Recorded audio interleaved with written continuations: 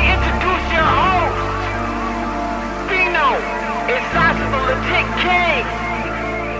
It's the start of the show, time to walk through the smoke. When I enter the ring, I jump over the ropes. I feel like Mysterio, I ain't no joke. Titles, I held them both, call me Chris Jericho. Time to cash in my money in the bank. Just like Sheamus when he beat Roman Reigns. Meet me in the cage, like Undertaker when he met Kane. I don't play games, I'm no Triple H. The crowd screaming, you rock like my name's Dwayne. The crowd screaming, you suck like your Kurt Angle. In the ring, I'm the boss just like Sasha Banks. So you'll get whipped like the intro from Sable. King of my stable, don't matter the label. Smackdown or Raw, you get put through a table. Pushed off a ladder or choked with a cable. Throw me a chair, I'ma give him a facial.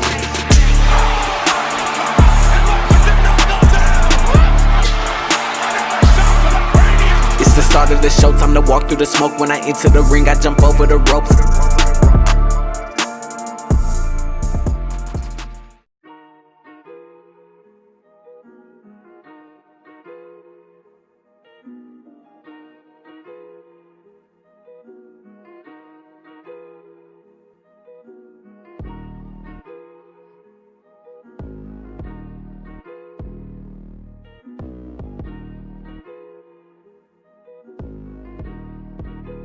What's up, ladies and gentlemen, and welcome back to the wrestling podcast known as Ring Champs. I am one of your hosts. It's your boy, Just Fino, and I'm here with my co-host, the one and only Sasha, the legit king. Sasha, say what's up to the people. What's up, people? Sasha, how are you doing?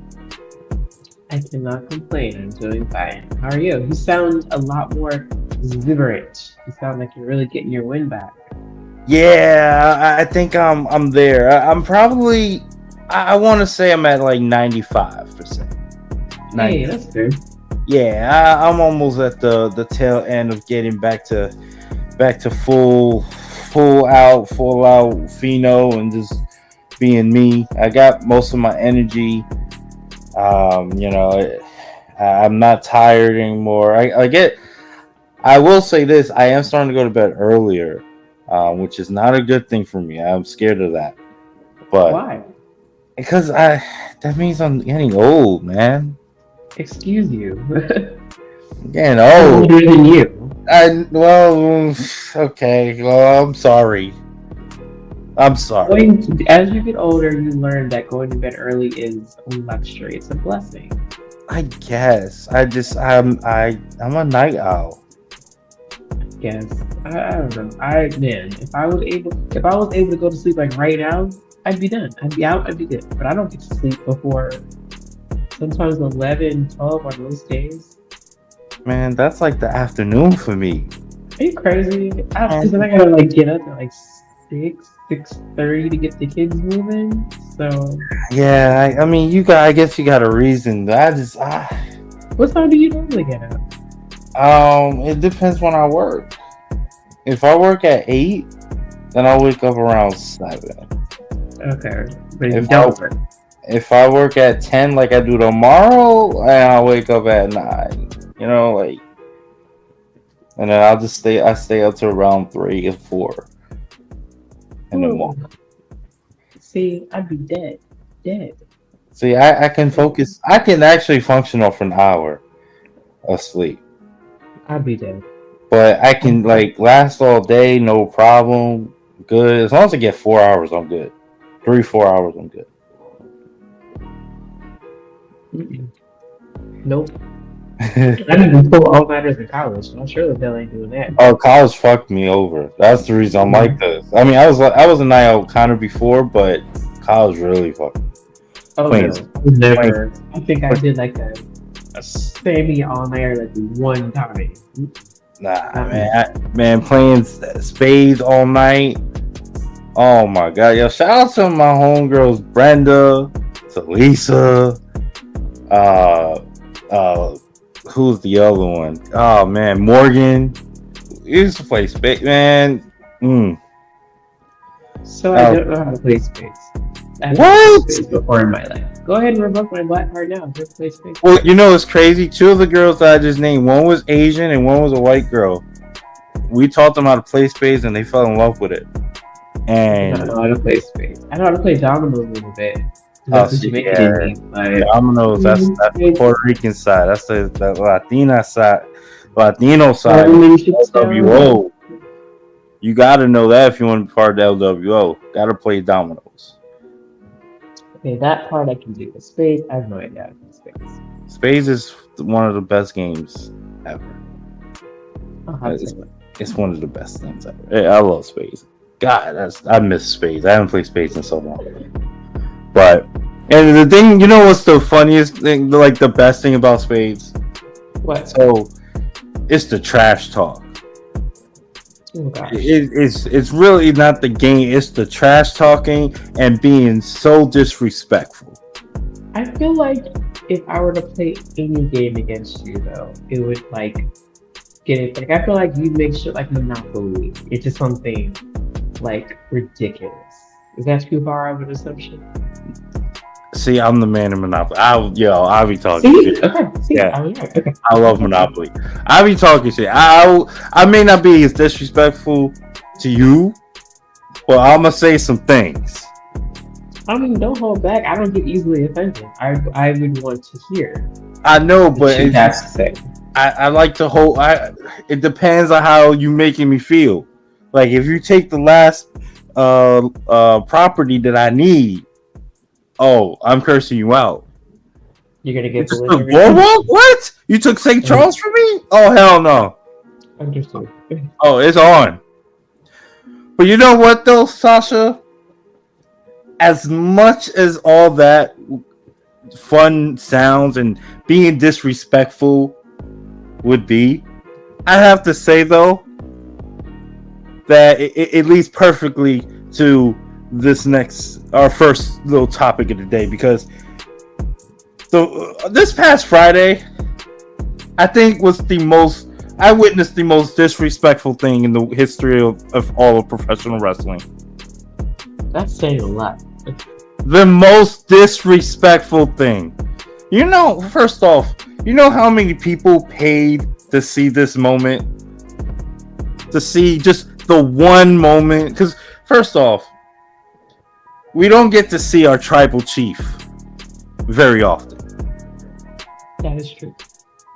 And those hard-working people spent their hard-earned cash to see the one moment. And then the most disrespectful thing happened and interrupted it. Wait a minute. Go ahead. So I understand that you are firmly in the camp of our tribal chief. It has been documented, written in the stars. There might be some shirts coming out with that shit.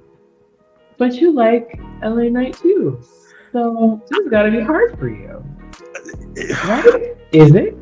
This was the worst thing I've ever seen in my life. So it's like no matter what, it's like tribal chief, number one. It don't matter. Tribal chief is number one. Okay. No one disrespects the tribal chief. Got it. Not even LA Knight. Not even LA Knight. The Rock himself could come into the ring and try to, and if he disrespects my tribal chief, we got problems. And The Rock is my favorite. Right? I was gonna say, like he's your That's my goal. Wow. That's my goal. You are really locked in. Like you are definitely on the island of relevancy. Okay, I get you. Okay. This man, as Roman Reigns is making his entrance and about to lift his championship, the undisputed championship, the WWE Universal World Heavyweight Championship, okay? He's about to raise it, that he's done it over 1,000 days, okay? As he's about to do it, LA Knight's music just plays and he walks. Not only does he come out, he walks by the tribal chief like it was nothing. Like he was just somebody he was just a fan. Some schmo. Didn't even look at him. The disrespect.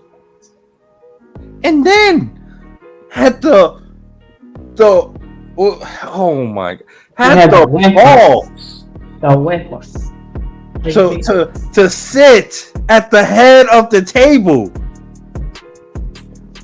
And when when our fearless tribal chief just standing there looking and laughing at this man, because he, You know, he's trying to get under the skin of the tribal chief.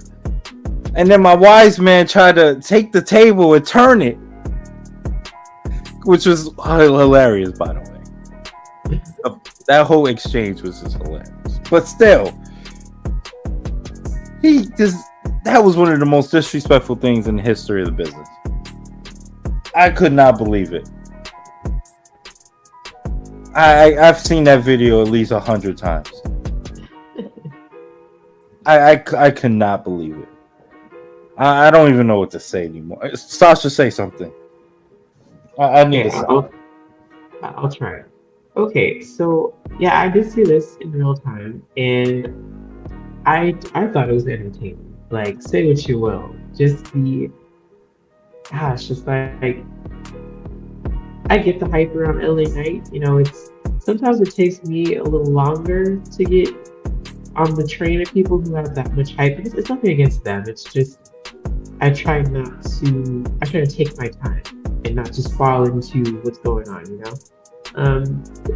LA Knight definitely does look comfortable in that spot. He definitely looks like he belongs there. I think he believes in himself. And I think that's what's making it so interesting. And then Roman is, people can say what they want, like, oh, he's been champ too long, and he this and that. It's like, first of all, I don't agree with that. I think what they're doing with it is perfect. He doesn't need to be on every show.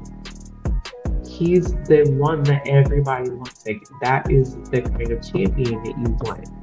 I think the only thing about his reign that I don't like, and I guess it's kind of indirect, not really towards him, it's that I feel like a lot of the titles around him are kind of starting getting that same treatment. Like, everybody's kind of like, I mean, with certain championships, maybe not. Like the North American title, that's been changed a lot. But a lot of the other titles are starting to head that way where it's like longer reigns. And I think with the exception of like Gunther, I think the other ones don't always need to do that because it kind of sometimes takes away because you're like, this person, whatever, is obviously going to hold it until this time. So sometimes it kind of takes away from it. But Roman, what he's doing, perfect. And LA Knight definitely looks like he belongs in there. You know, he definitely gave him a lot. And even him bringing up suffering sabotage is like, you know, the man's went there. So it was really good. Everybody played their role. You know, I don't think Roman's losing. I'll tell you that. Like, I just don't see it happening. But I think a good showing from LA Knight against Roman Reigns at Crown Jewel would be really good. I don't think he's winning. I think everybody played their part. Even Jimmy coming out, and then the segment that they had after, where Roman's like, "You need to take care of this. Used to be you and LA Knight." I thought that segment was hilarious. It's like Roman's just tired of Jimmy shit, and Jimmy's so unserious, and all these football analogies. It's good. It's not bloodline like it was at the beginning of the year, but I still think the bloodline still has a lot of legs to it. This is just a different direction. So, and I think it's a good in-between place because before you know it, Rumble season will be here and then WrestleMania. So we're gonna start gearing towards that. I think this is a nice feud in the way. Because I mean, for all intents and purposes, Roman could have stayed on to the Rumble, or he could have stayed on until I heard he won't be a Survivor Series, and he could have stayed on. But to come back and do this with LA Knight, I mean, I think that says a lot about everybody involved. So I enjoyed it. I know it probably grinded your gears, but I thought it was well done. I will say this.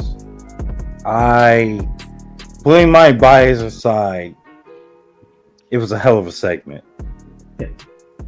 I thought they did everything right for LA Knight. They made him look like even more like a star. Yep. And they kind of put him on the level of Roman in a way by doing that. They made it seem like he actually does have a chance. And I think that's one thing that you need to do. You gotta, because at the end of the day, we know Roman's winning. Yeah. Or I would hope, I would assume he would.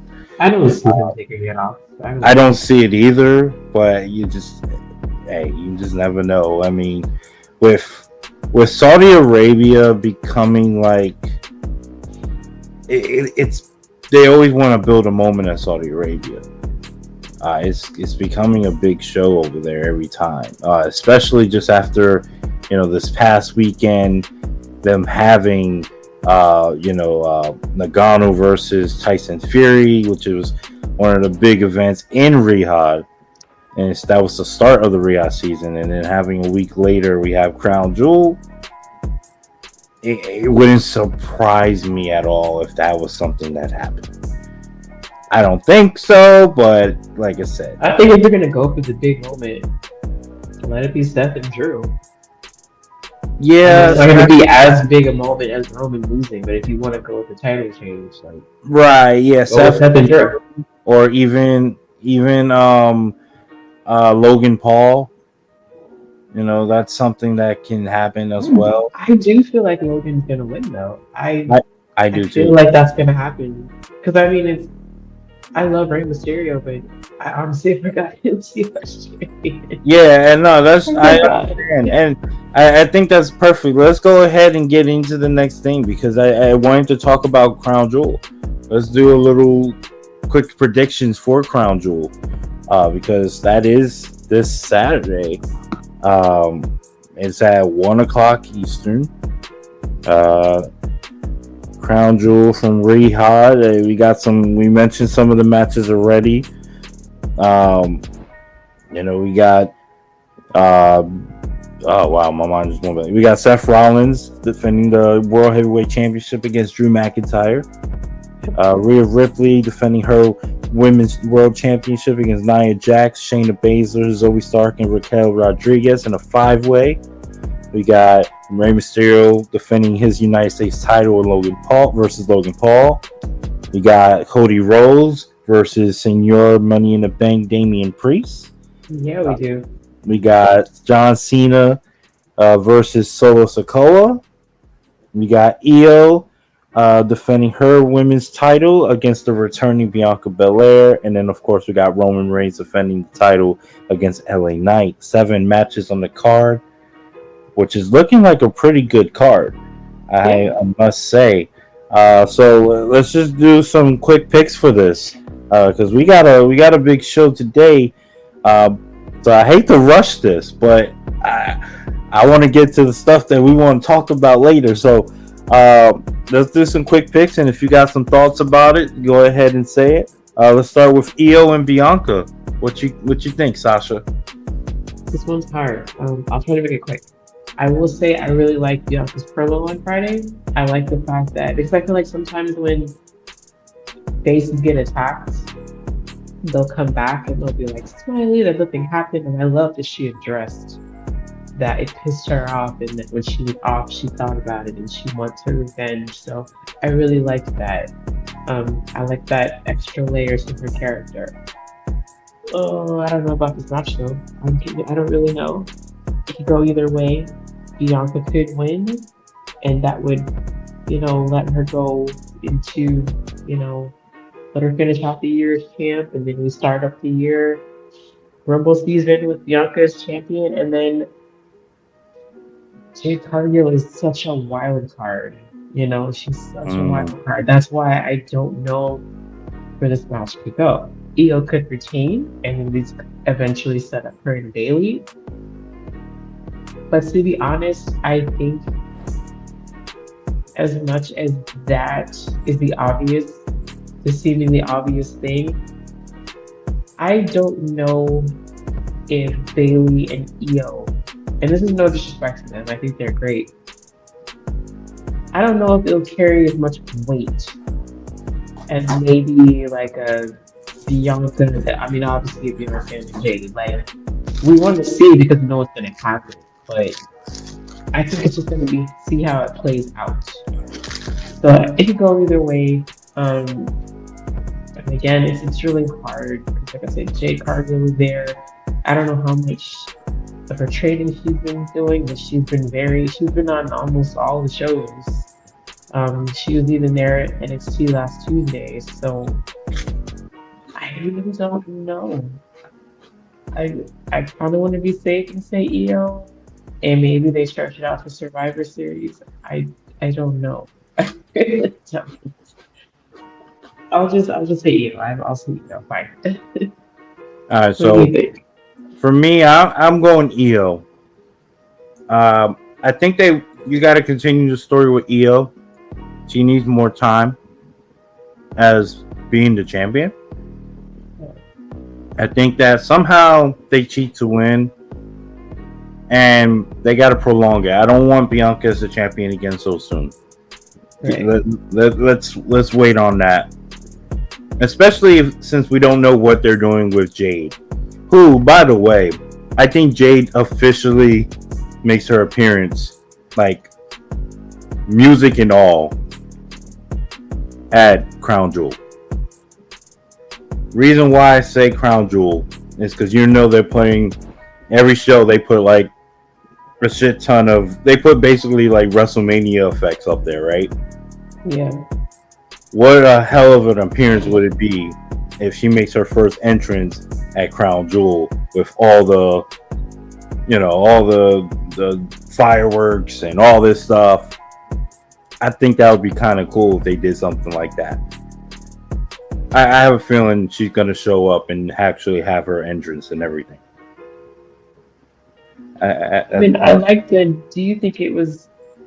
I could see it either way. Like, do you think it was such a good idea to, to sign her and then start having her appearing on all the shows right away, or do you think they should have signed her and maybe kind of like waited like a month or so or two to let her come on TV?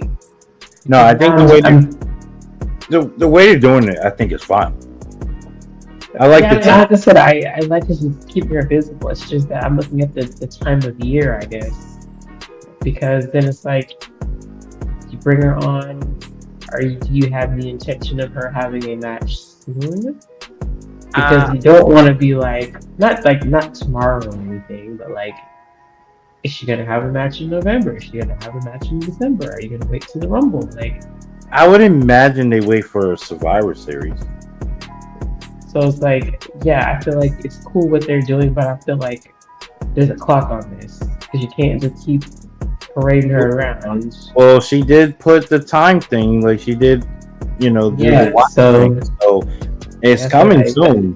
I think they know. It's like, okay, we have a limited window for this because remember a couple years ago they did that with Lacey Evans, like they just have her come out and just walk and then just go back. And just Right. Obviously, I don't see them doing that for Jade. Yeah. Tripp saying that they know there's a limited window they can keep doing this before they got to start showing the crowd something, or they're gonna move on from her. Like, well, I'll be honest. I think they do. I think they go into her and Becky.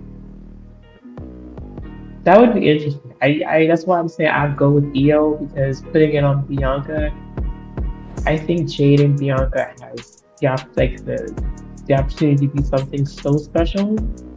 So I wouldn't even. I don't know. I would wait to even have them on the same screen together.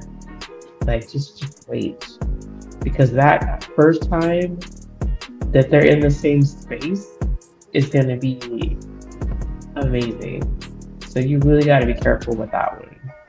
It's cool with her and Charlotte. It's cool with her and Becky. I think those would be two good starts, but I really want them to wait for that Bianca confrontation because that's the money right there. That's the match.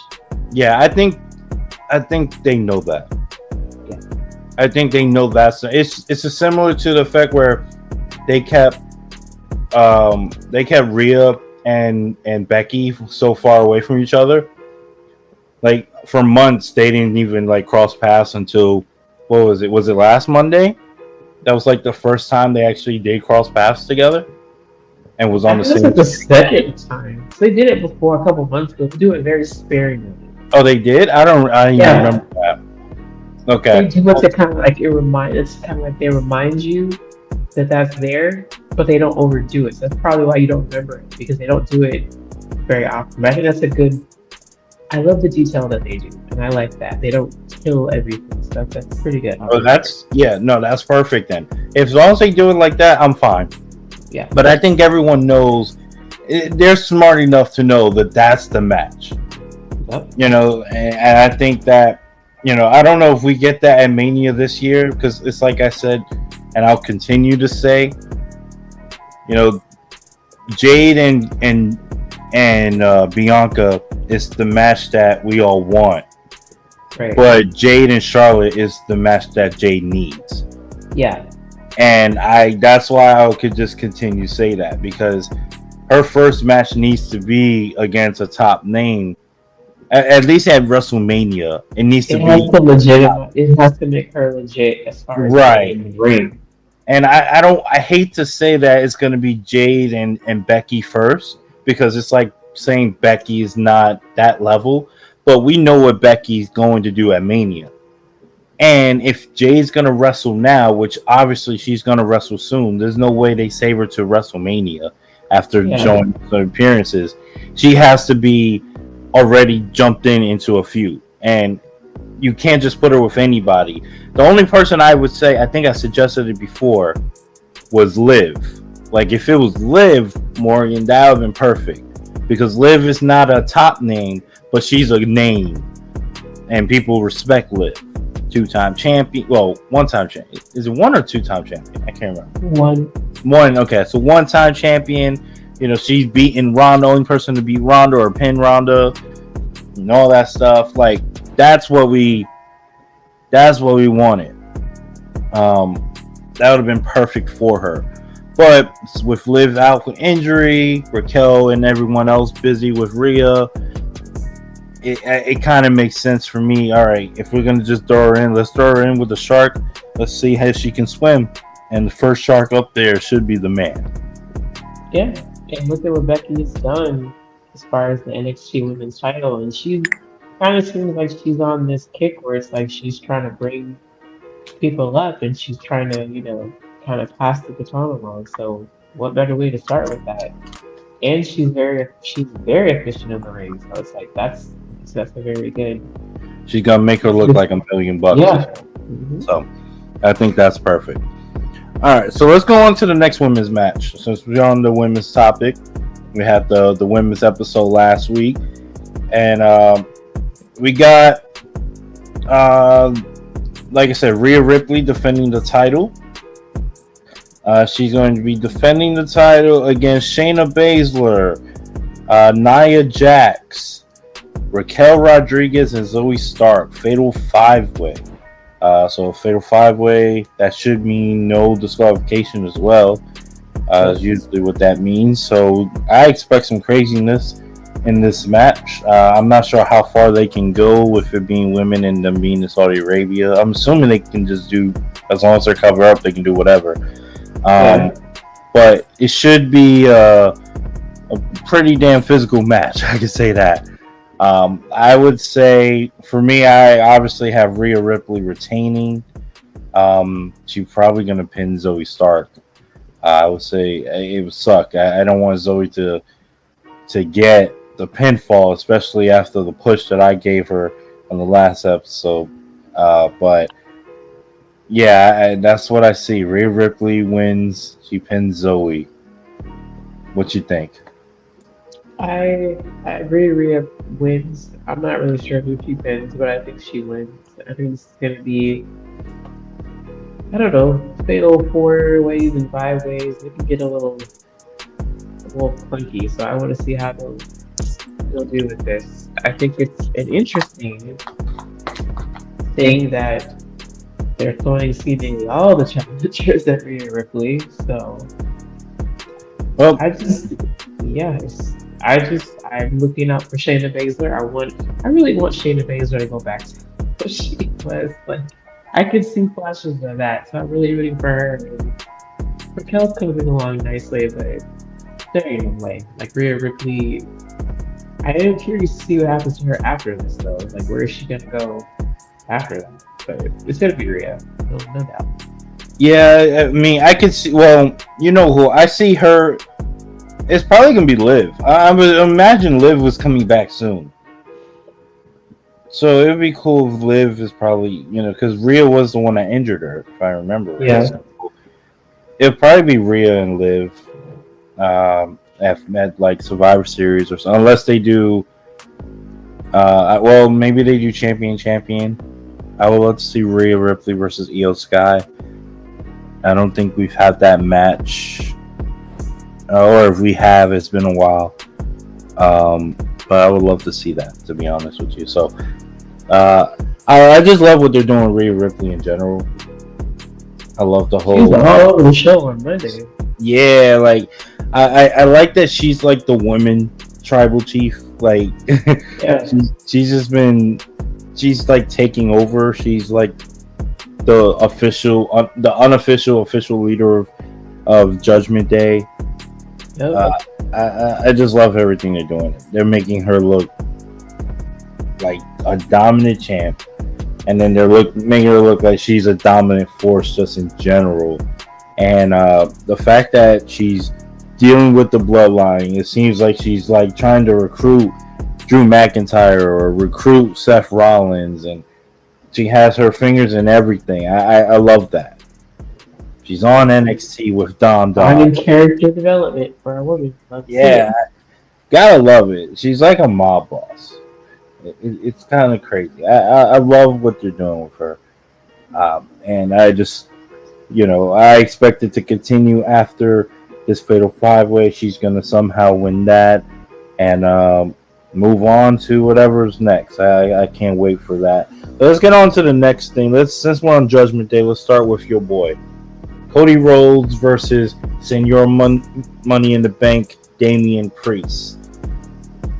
Now, I find this match interesting for one reason. I heard a rumor. I don't know how true this is. What I think you're gonna say. Well, what do you think I'm gonna say? Because this show is about to be over. That's what I think you're gonna say. Well, what do you think I'm gonna say? I will not put that kind of negative energy out in the universe like that. I will not. Okay, well, I potentially heard, I'll just say it, that the briefcase may be on the line. Can we pipe in that audio of Rick Ross saying accusations, false accusations? Can we pipe that in there? On post, can we do that? Because that's what I feel like. Yeah. No. I'm just saying. I better not. I don't think it's gonna be the case, but I've heard the rumor. I've heard it. Little birdie. Let's say, for instance, that miscarriage of justice does happen. Then to me, I don't see him being silly enough to offer up the case. So to me, that would say somebody else would do it for him. And if that were to happen, then that has to be the straw that breaks the camel's back. Like I would stand for that mess. If I was his character and somebody else spoke up for me and then I lose it, that's gotta be it. That's gotta be. I would agree. I would agree with that assessment. I would say maybe that's the beginning of the potential end of his run with the group. It would have to be because. Well, first of all, who do you think that person would be? You think it's Rhea? Do you think it's like or Finn? I don't feel like. No, I don't think it'd be Rhea because the way they have her character, she wouldn't do something like that. Like she wouldn't. Like I know she was like, oh, she, Dom, I got you a rematch or whatever, but that just doesn't seem like a smart thing to do. Like that doesn't seem like something I could see her character doing. Like even if Cody were to kind of goad her into doing that, she doesn't seem like she is that like she didn't seem like she'd be that kind of person. Like, okay, I'll just do it based off emotion. Like, it would have to be somebody else. I just don't see that her doing that. Because why would you? Like, what would you? He's already won the ladder match. He already has. He basically has the title. He just has to decide when. So why would you put that up? I don't know. It would have to What be if they do something Finn, like? JD, somebody like that. Somebody said something, but I don't think it's her. What if they do something like Cody versus Finn? And like, if Cody wins, then Damian has to put the briefcase on the line. Or Jay versus Finn, since they're tag team partners. With he's tag teams with Cody, and But obviously, it doesn't seem fair though. Like, why would you? What would be the justification for that? I don't know. Well, because he hurt him, so this is like punishment for hurting Cody or something. I don't know. I mean, people hurt people all the time, so it's like you can't really just say, "Hey, because you hurt so and so." Well, maybe he tries to hurt him from again. Maybe on Monday he tries to hurt him again or something. I don't know. I don't think it's gonna happen. We're gonna go on like that's not gonna happen. We're not gonna. Well, if we're going like that's not gonna happen, then Cody's gonna easily win. Cody's gonna win either way, but I pick Cody. Yes, I'm gonna pick Cody for the easy win over Senior Money in the Bank. I'm going to pick Senior Money in the Bank. Of course you are. No, not because of that. Give me some credit here. I'm a serious journalist. Okay. Okay. No, I think Cody needs some more adversity. He just lost the titles with Jay. Okay. So his purged. story. No, not about the story. No. I mean, his story is going to be ongoing. Like, we already know the story ain't nowhere near being over. I just don't think he needs to get that win. I still think he needs, because now it's like, are we going to address, how is his relationship with Jay after this? How is he going to bounce back from this? And there's always the big question of how are we going to get him around Roman? I know we still have a couple months around that, but I think this Cody and Judgment Day thing needs to be done soon. Yeah, no, I draw agree. this out because they have a tendency, especially with Judgment Day, to draw out these feuds. So I think Damian just wins and then just move on to the next thing. Like, well, it can't end now. We still got Survivor Series, so if anything, because then if it's like if Cody wins, I don't know. I don't know either. I don't know. Damian, but I think Cody games. The one thing I will say is they need to stop doing this whole Cody gets hurt thing. Yeah, that's the only thing I don't agree with. Cody keeps getting hurt, and then they got to do some story where he's always hurt. If Damian wins, then what? Cody can be like, I want my revenge. Let's do it. In the day that my dad helped make war games. Blah blah blah. Like, can they do it like that? Is that really possible? It's possible. So I guess that would make more sense for Damian to win. Or they just go, they just go into. Maybe they never actually finish the match, and everyone just everyone interferes at Crown Jewel. Just a disqualification. I feel like even with that too, like I understand that they're heels, but that's a lot of Judgment Day of their stuff. Like people interfere. Like I get it, but I'm saying they try to interfere, but then Jay comes out, and then I don't know. I guess maybe Sammy, and then just a bunch of people just interferes, and then all of a sudden. I think it should be close to a year. So then all of a sudden William Regal walks out and says, "Oh yeah," and then boom. I can see that. Maybe like a no contest because then it's like, yeah, I can see that. Like no contest, and then nobody loses. Yeah, I could see that. That'd be good. Just something like that. That would work too. But I like the idea because then they put Sammy in there, and then I really want Sammy to stand on his own 2 feet. We gotta I talk do about too, but it makes sense for the story with Jay. right. That's what I'm saying. Like I want him to stand on his own 2 feet, and I think putting him in there is good. Oh, you think it's Because good? he'll Okay. get, yeah, because then he'll get to kind of rub elbows. Because yeah, I think Sammy's a top level talent, and I think this is a good place for him right at the top I'm just with curious. everybody else. I'm just curious how they fill it out.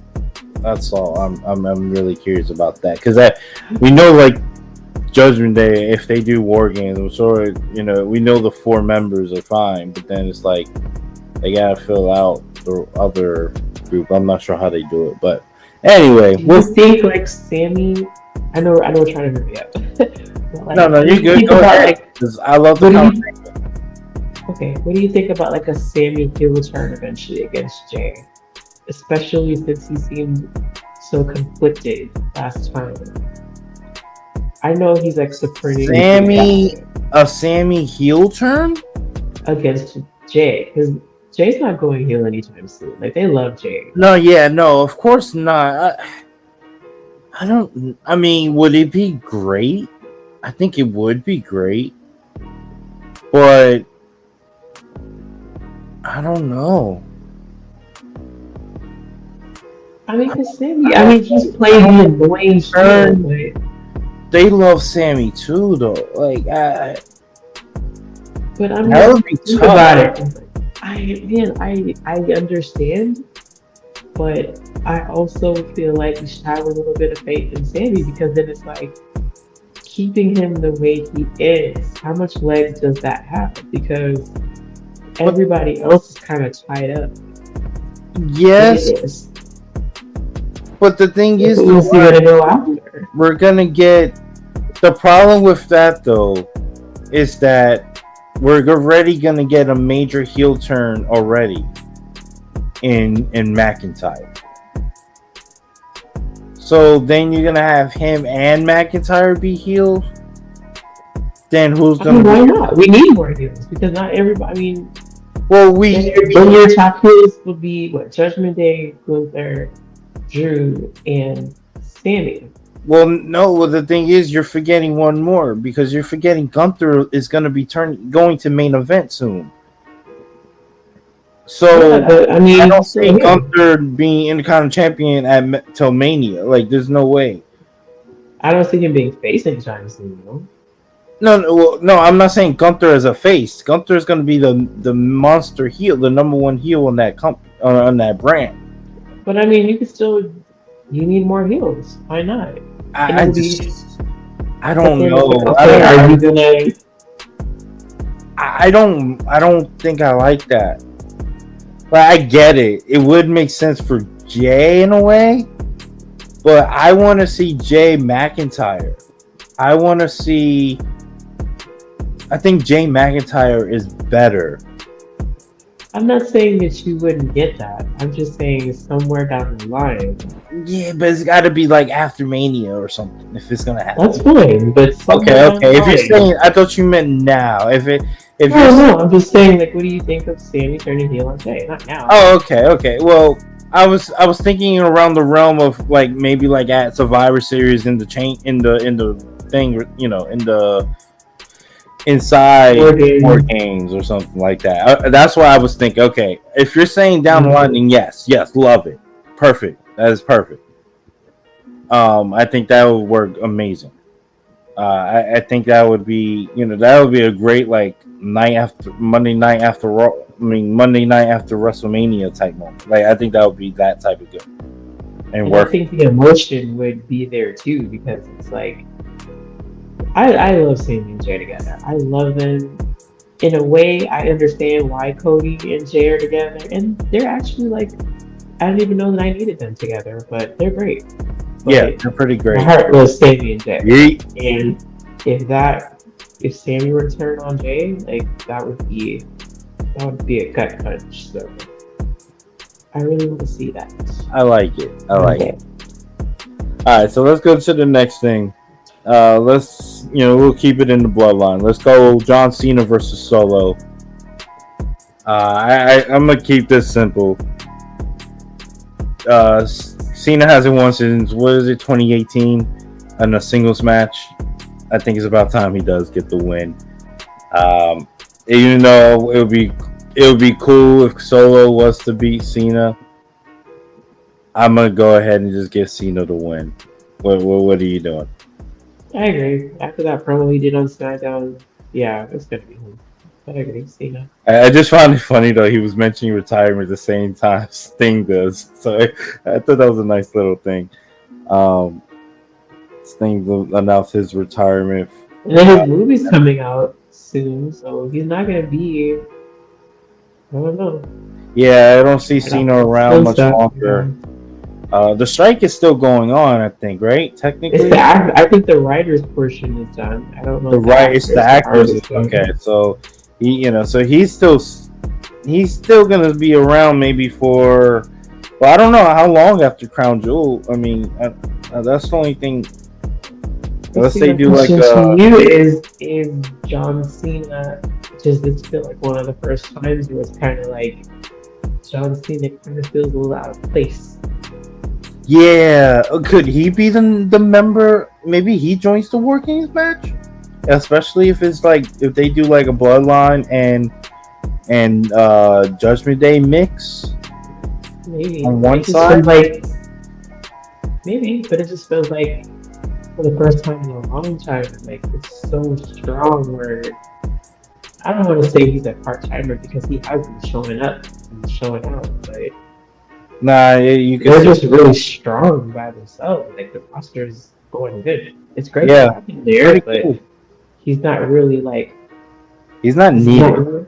Yeah, it's not one of those like case of emergency break glass and get Cena out. It's like no, he's a good addition, but they're fine. Like they're going well. So I think if anything, what proved it was just the LA Knight reaction. So I think LA Knight is basically like carrying him and Roman alone. Like Roman showing up automatically just makes everything, better.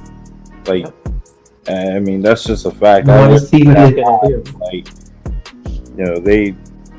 they if they need something, they say, "Hey, Roman's showing up," and everyone's gonna tune in. That's just it. As much as everyone hates that he's a part-time champion and he doesn't show up every week, when he does show up, the world watches, and that's all that matters. Yep. So, got to give major props to that. So, John Cena with a quick win. All right, so let's go to the next one. Let's go Rey Mysterio defending the title against Logan Paul. I'm gonna say it. I think Logan Paul wins this. I think that it's time for Logan to have a title. And I don't know. I know people are going to hate this because that may mean that we have two part-time champions, especially on the same brand. But I have a feeling Logan's going to stick around. And even if he has a title, it's only going to be temporary. I don't see it as like he's not going to have a long run or anything. Yeah. But I do see him having the title, and I see him being around, especially with Survivor Series coming within the month. He's going to be around, I think, every episode of SmackDown leading up to that. I expect him to defend the title. I mean, if they do the cross-brand matches, which they've been teasing with the whole, which I'll get your opinion on that in just a second, but the whole Adam Pearce versus Nick Aldis type of beef that they're starting to create, which I love. If they do that, that means that Logan Paul would face Gunther, and I mean, that would be interesting. I think that would be pretty damn interesting. I'll be honest. I would love that match. So, yeah, I'm going with Logan Paul with the win. What do you think about Logan Paul? And then I'll get into the question. No, I think he's gonna win, and I think say what you want about him being part-time. I think it's a good move, it's a smart move. He's a great heel. He's that segment that he did with Dominic and Samantha Irvin and Ricochet. He's a dick, so I appreciate that. He has no likable quality. Yeah, he has no likable qualities to him. So again, wrestling is built off the back of really good heels, and we need as much great heels as we can. So I Gotcha. mean, the only thing that I think I would change a little bit is maybe his style. I understand it's like, oh, it's impressive, it's this, that, but he does a lot of cool things. And sometimes you want to cheer the cool things, and it's like, weird, I don't want to cheer you. So, you know, kind of like Dominic Mysterio, I really love how he's like a heel. He doesn't do a lot of cool things. He's a through and through, like, they hate him. And I think it was a great thing to have him and Dominic and Logan share the ring on Raw. That was really a smart thing. So sometimes in my deals, I want a little bit less flash. I want you to be like a real jerk. Like Roman doesn't do a lot of flashy things. His wrestling is very just bare, like it's stripped down. He's not doing a lot of flashy stuff. It's in the details. It's in the way he moves and stuff like that. I like stuff like that. Even Gold out there does the same thing. So I don't know.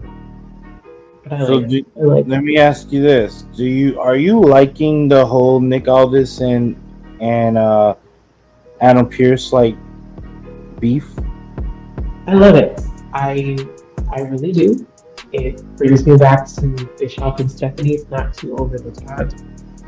Adam Pearce has been in position for long enough so where like the audience definitely knows him, and they brought him as an authority figure. And I think even though Nick Aldis has been on the job for like 2 or 3 weeks, he already has that air about him where it's like, okay, I believe this dude.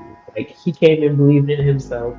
I saw some people complaining about his reaction that he got, and it was like, no, that was the perfect way to bring him on. And they have good chemistry as rivals, and I think that adds so much to the brands. Because you saw him talking to certain female superstars, and Adam's kind of like, "What are you doing talking to them?" So I love that. I love that they're bringing that back because for so long it was just like people kind of doing whatever they want, jumping here, jumping there, where the authority figure was kind of like, remember the Source Wars where Suge Knight was like, come to death row if you want to, whatever, you have the producer dancing in the video, kind of felt like that, Mm-hmm. The authority figures are all up in the match doing whatever, but it seems like they really want to run the show and have their show be best without being too over the top of it. So I really like that. Gotcha. All right, so let's get on to the last match of the card. Oh, actually, I'm sorry, I missed one. Let's go on to the World Heavyweight Championship. Seth freaking Rollins versus Drew McIntyre for the title. So, what do you think about this one? Man, I don't want to take it the wrong way. Like, I don't like Seth Rollins, but I feel like I've been rooting for him to lose that title for months. You have. I think you've picked him to lose like the last like 3 pay-per-views. I feel like you picked him to lose. Okay, to my defense, Shinsuke is doing some cool shit. Yeah, no, he has. He definitely has. I don't know. Once again, I keep streak alive. Again, there's nothing against that. He's doing a good job. I just sometimes feel like his opponents are a little bit more interesting than he is. So, and it's Drew. Like, Drew, man, I know Seth said get over it and everything like that, but Drew's a special case, man. Like, he finally got his title run and everything, and like the world shut down. This is not like some run-of-the-mill thing just happened that he complained about. Like, yo, this man, like, no one can leave their house to come see him win his title.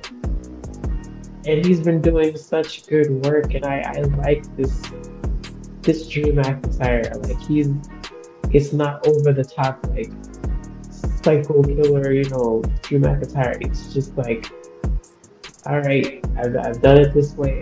I did all this. I'm not playing by your rules anymore. I'm doing my own shit. And he's a huge guy. Like, who's gonna tell him no?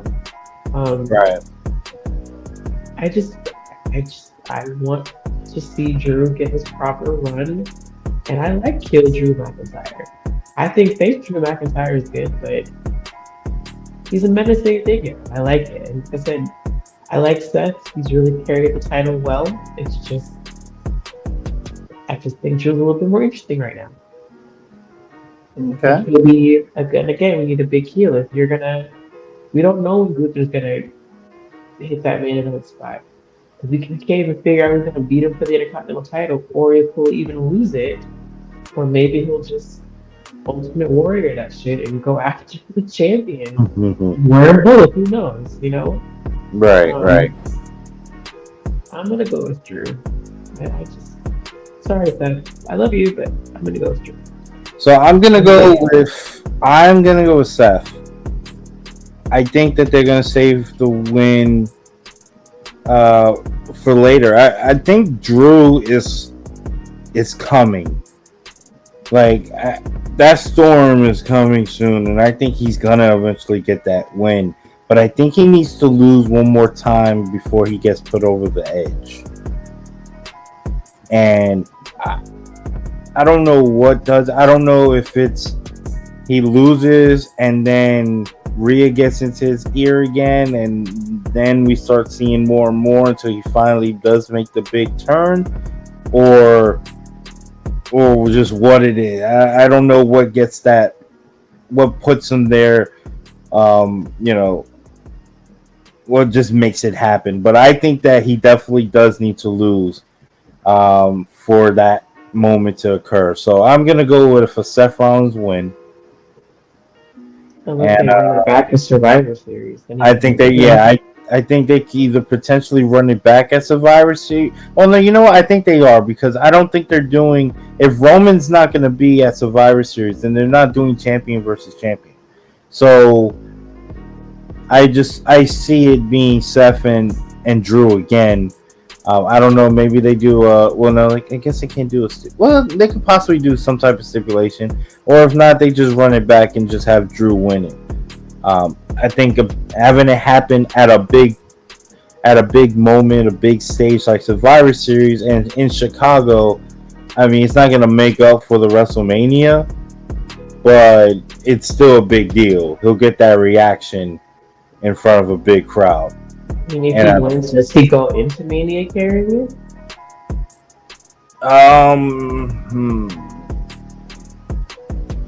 I don't think so, because I have Gunther facing the champion at WrestleMania, and I don't think Drew versus Gunther's.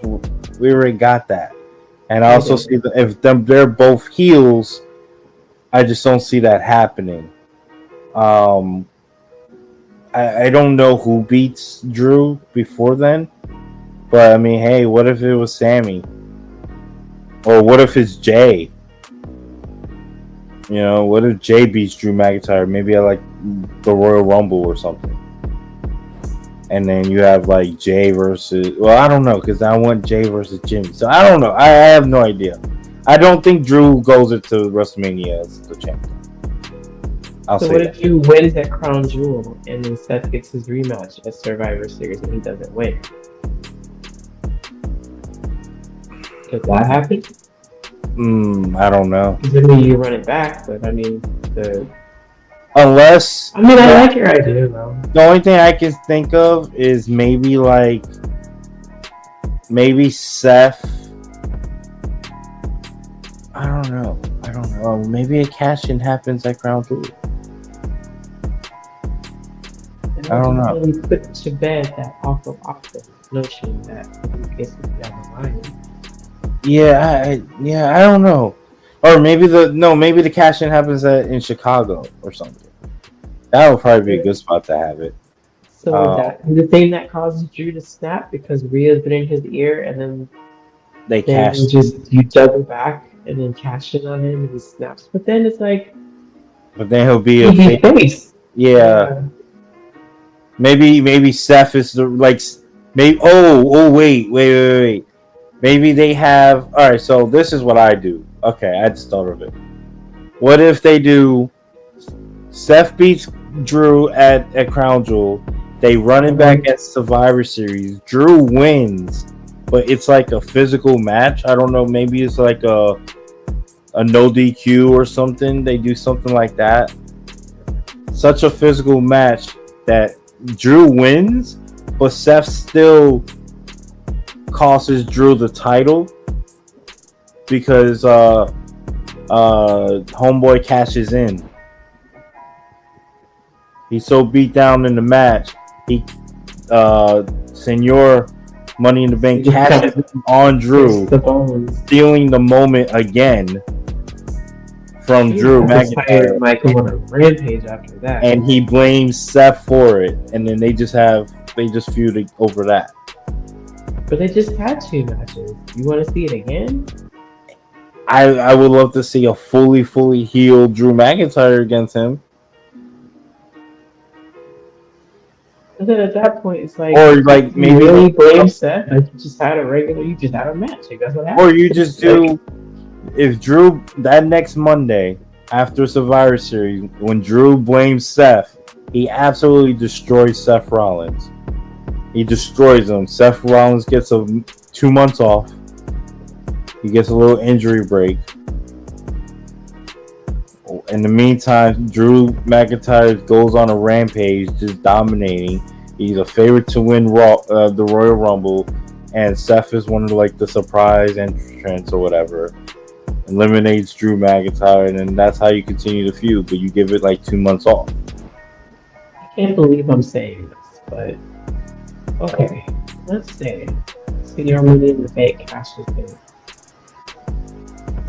Honestly, where do you see them going with this title reign? It's it's gonna be short. Yeah, it's I want him to be champion, but realistically, it's where are we going with this? Jay wins the title. Jay wins the title off of him at Royal Rumble. I want him to at least have That's a 2-month reign. Yeah, something like that. That's what I'm saying. But it's I don't really see in the chaos of everything happening. I'm not gonna fool myself and say he's gonna go into Mania. No. He wins it at Survivor Series. He holds it to Royal Rumble. That's 2 months. Hey, I give him that's 2 months, and that's perfect because there's no pay-per-view in December, so he doesn't have to defend it really. I'm gonna be no good when he wins. I might be unbearable on our show.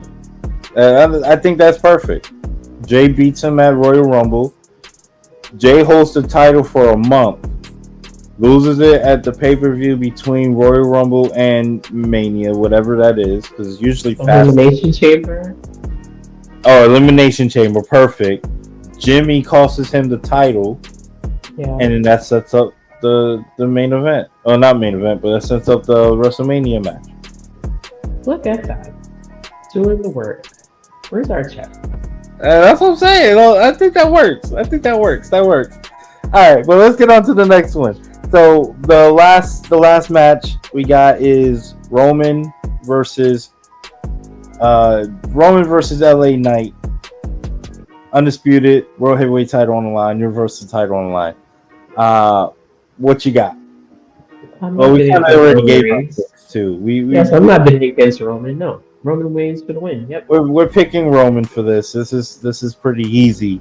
It wouldn't shock me though if LA was to win. I mentioned it before with it being in Riyadh after the it would shock the world. But after having the last Saturday having the big show, and no pun intended, I'm not saying big show as in Paul White, but after having the big show of Nagano versus Tyson Fury, it would just make sense for the next big show, which is exactly a week after in the same city, Riyadh, Saudi Arabia. They have a big moment, and the big moment is either going to be the Logan Paul's decision like we made, or it wouldn't surprise me if it was LA Knight defeating Roman Reigns. Now, I wouldn't do that. No, because I would just have to moment is not worth. Yeah, I don't giving up all that you've done. It's not exactly. I don't think LA Knight's the right person to do it, no. But I think it would be. I would be totally shocked. Don't get me wrong if it happened, but then part of me is like, you know what? Part of me is like, yeah, I could have saw it. No, I Um, don't think they would it's, throw but away I don't know. what I don't they've think they done. do it either. But as long as they give LA Knight a chance to be, Mm-hmm. to show his superstardom that he's on that path to becoming, I'm fine with it. They build him up. They give him a match where it's a typical Roman Reigns like great match. Yeah. I'll be happy with it. And I think that's exactly what he needs, and I think that's what we're going to get. Roman Reigns retains. Any other words for it? No, I'm looking forward to it. Maybe my kids won't be here. Maybe they'll go visit their grandparents this weekend, and I'll be able to watch in peace. So I'm looking Awesome. forward to it. It's early in the day. I think it's like it's 1 o'clock Eastern. Yeah, it's 1 o'clock Yeah. Eastern, 12 your time.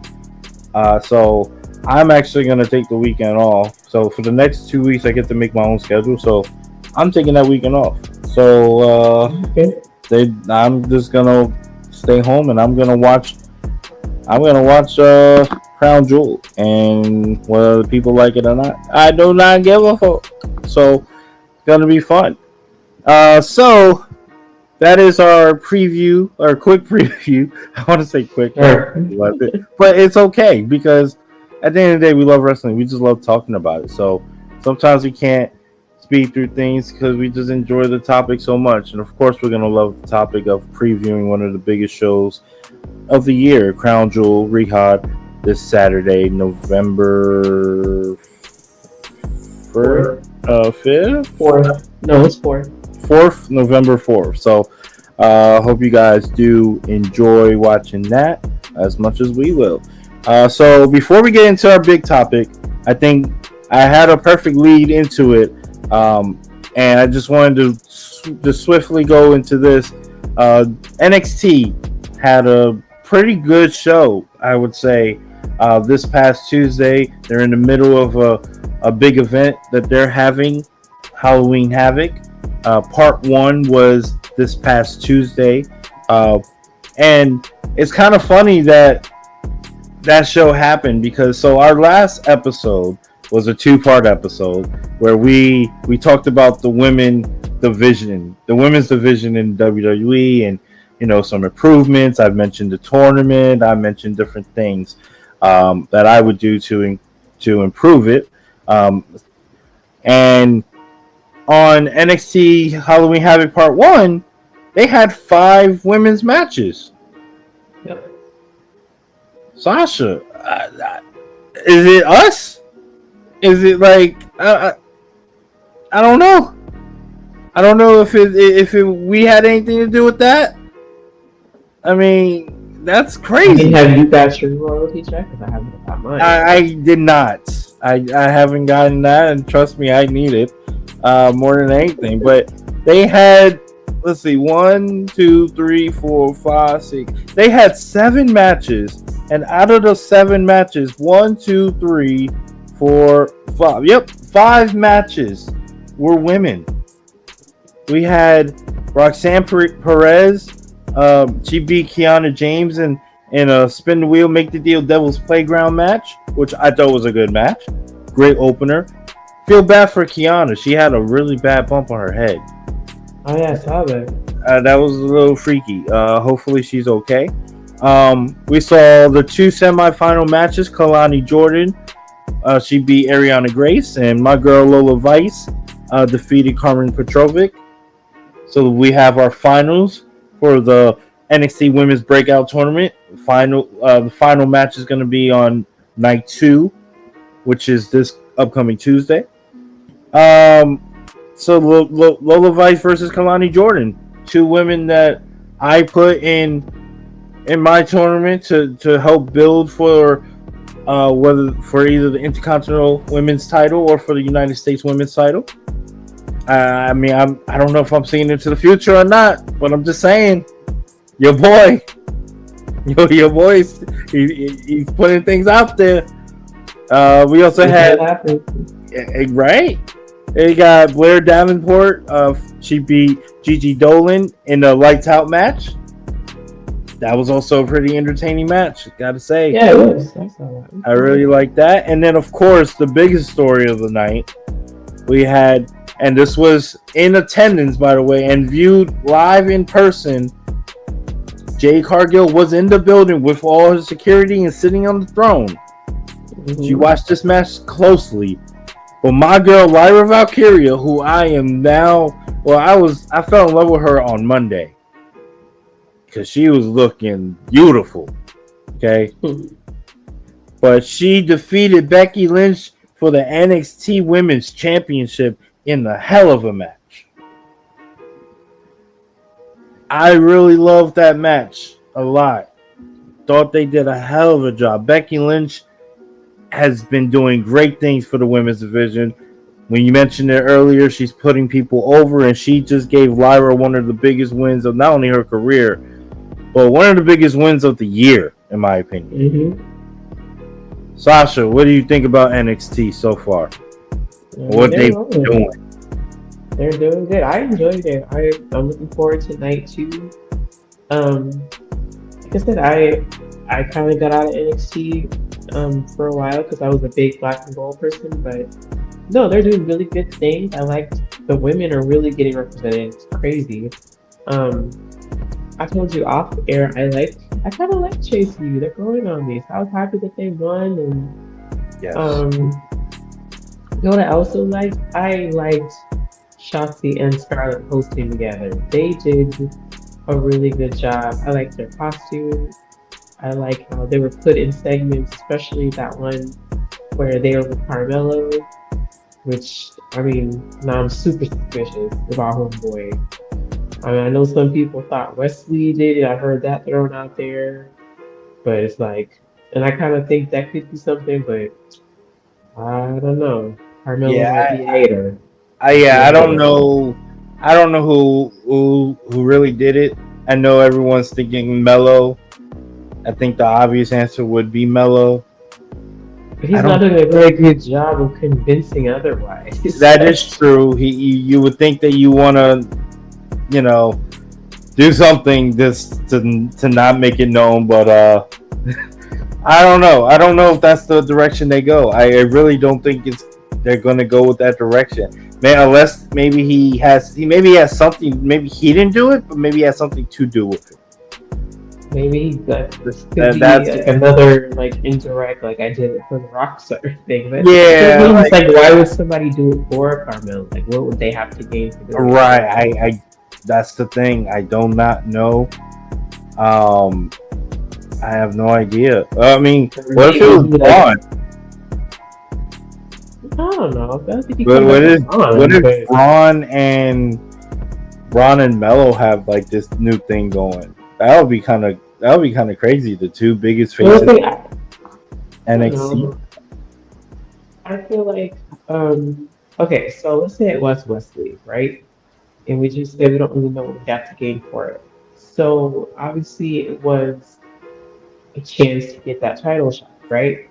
So let's say Carmelo promised him, if you take him out and I win, I'll give you a title shot, right? Because then that'll give him instantly something to get motivated for, considering that he was such a good North American champion. This pretty much should be extending him to the next level. He's losing the title. We don't see him anymore. Like all of a sudden, all these people are like jumping in front of him to get the title. Whereas you just take this one dude out and you're next in line. You have my word, So I think that would be motivation if Wesley was the one that did it. If you didn't want to make it obvious that Carmelo did it. And then maybe have it come out later that Carmelo put Wesley up to that. So then you have that ammunition for that eventual trick in Carmelo. I like it. Run me my money, HBK. I like it. I like that. That would be really interesting. That really would be. See, I've been learning from you. See? Well, see, there you go. We gotta learn from each other. That's the only way we're gonna get better. Get me a job. Well, I'll tell you this. You know what? That was impressive, but you know what else was impressive? My boy Lexus King. Yes. Making his debut. The former Brian Pillman Jr. I liked his move set. He had some moves I didn't see. I can't say that I've seen them, or at least maybe not in a while. Um, but it was definitely very intense, and I was kind of shocked that they actually gave Dante Chen some moves. Like he actually gave him, like, it wasn't a squash. It was actually like a good match, like kind of competitive, short but competitive. But at the end of the day, though, I gotta like the presentation of the chair moving and of his entrance. I thought that was cool, and his finisher looked cool. I like it. I like the direction that he's trying to go against the grain of his dad. I appreciate that. It's cool. It's different, you know. It's It would different. be easy for him to come in as Brian Pillman Jr., which is fine, but it kind of gives him that edge, that chip on his shoulder. Like, I know what you're thinking, but you know, I mean, look at it. Like Braun Breaker, obviously, he's, you know, who his father and his uncle are, but you know, he's really kind of sitting on his own 2 feet. And I kind of like that. I like that they're doing it with him. And I'll He's say, become such a badass, and gets to get that dog in him. So that's what he says. right? No, true that. So with that said, that was night 1. We have night 2, which is going to be actually on Halloween day. Oh, Halloween night, I mean. We'll have, so just to run down the matches they're going to have. They're going to have the finals of the Breakout Tournament, Kalani Jordan versus Lola Vice. We're going to have Braun Breaker versus Mr. Stone, who's going to be representing Von Wagner after that horrific injury. We're going to have Spin the Wheel, Make the Deal match, Tables, Ladders, and Scares. The Creed Brothers versus Angel Garza and Humberto Carrillo. I'm really going to be I'm happy for that match. My boy Dirty Dom is going to be in the building defending his title against Nathan Frazier. Huge fan of Nathan Frazier and of course Dom, so that should be definitely a good match. We have Chelsea Green and Piper. Sorry, I can't do it as well as our girl. Chelsea Green. Chelsea. Can't do it. You can type that in too. But I like it. Chelsea Green and Piper Niven defending the titles against Chase U, Thea Hale, and JC Jane. Let's see. We also gonna have Tiffany Stratton versus Fallon Henley, and then in the main event we have Ilya Dragunov defending the NXT Championship against Carmelo Hayes, Part 3. Which they've already had 2 classic matches, and I expect a third one after that. So hell of a card there, hell of a Halloween Havoc in general. I'm excited. But let's stay in the family of NXT because this is like our main event. We've talked about it at the, I believe, we talked about it at the end of the last episode about what we were gonna do for this episode, and it's in the family of NXT because you said it yourself. You're a fan of NXT, the Black and Gold. That was, you know, one of your favorite things in wrestling. That was definitely one of my favorite things in wrestling during its run.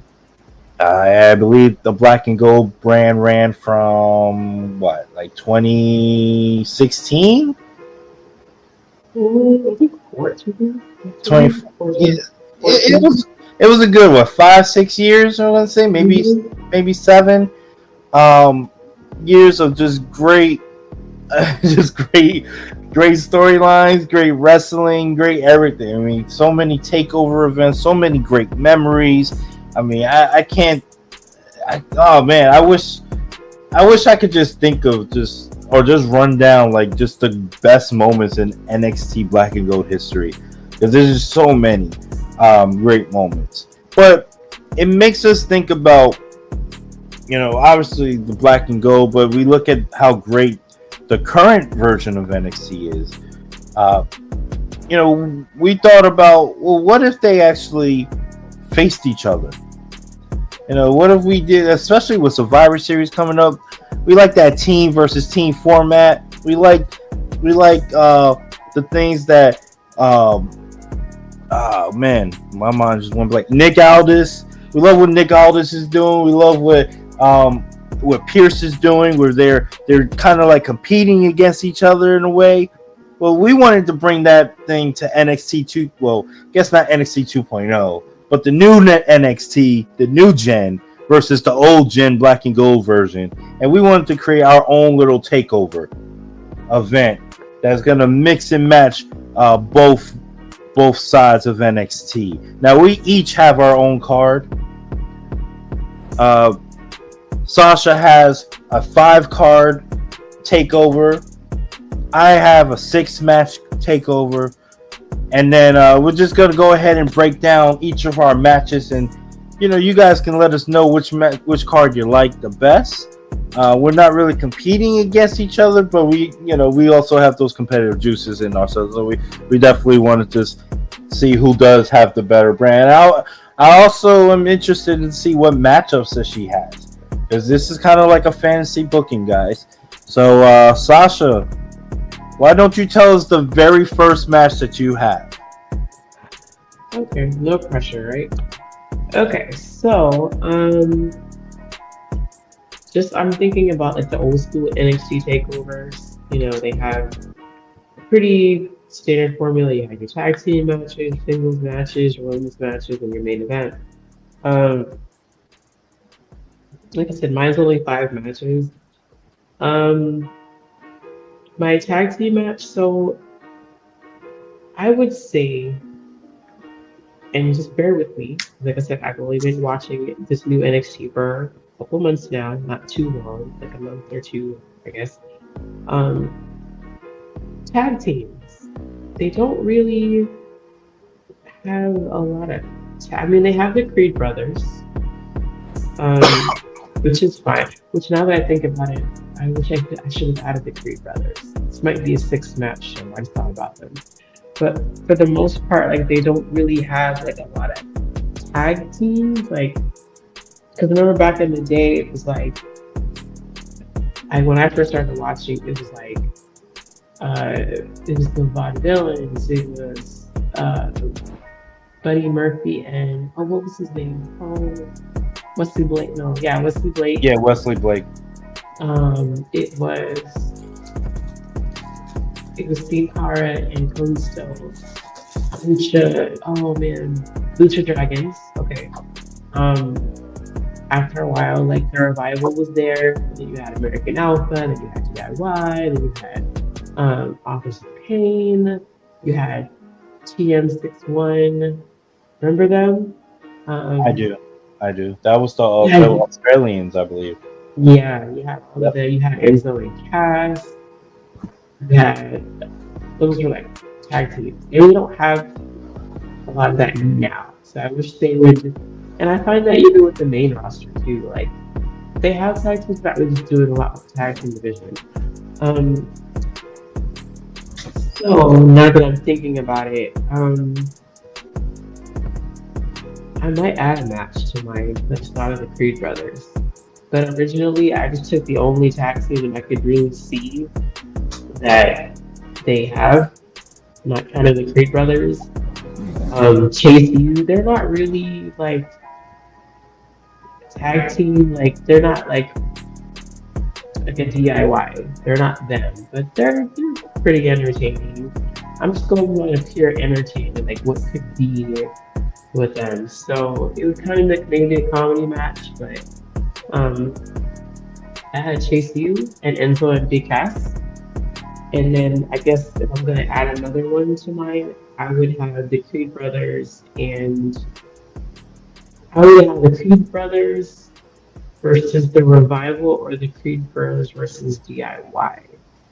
That would take care of my tag team. Okay. As far as another singles match, oh no, not a singles match. Okay, for my women, you may have used this one already. Obviously, Tiffany Stratton versus Charlotte Flair. Like, that would be the ultimate. I know we've already seen Tiffany and Becky, but it seems like Tiffany and Charlotte would happen.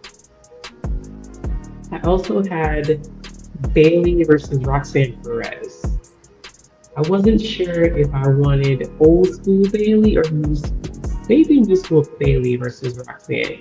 Just to kind of say, maybe this Bailey could be like, oh, I was once like you, and now it only got me so far, and you're gonna learn just like everybody else what this business does to you. That's kind of how I saw it playing out in my head. So I had Bailey versus Roxanne Perez. Um, then, just for some ridiculous entertainment, I would want Neville versus Wesley versus Ricochet, just to see some crazy shit go down. And then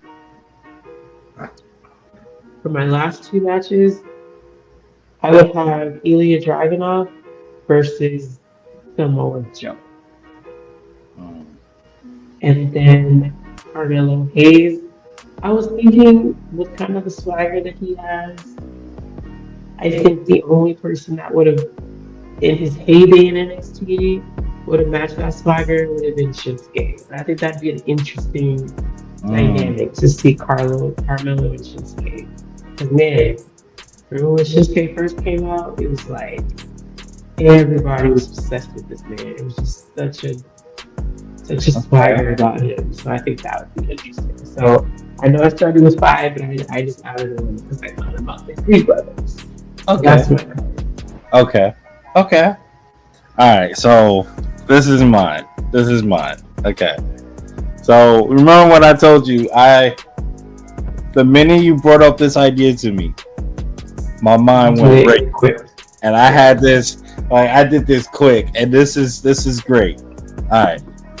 So for the tag team, my opening match, okay, so the NXT Tag Team Championship is going to be DIY versus the Revival versus the Creed Brothers.